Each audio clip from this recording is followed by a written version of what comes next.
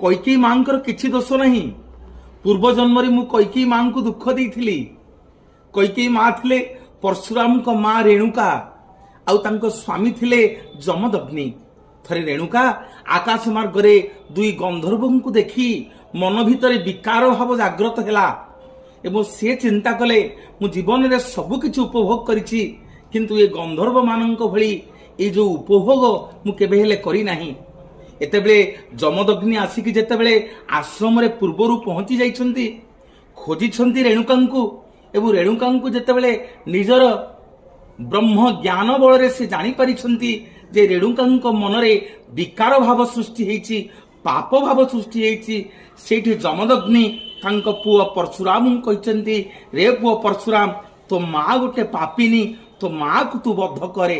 ସେଇଠି ପ୍ରଭୁ ପରଶୁରାମ ତାଙ୍କ ମାକୁ ମାରି ଦେଇଥିଲେ। ସେଇଦିନ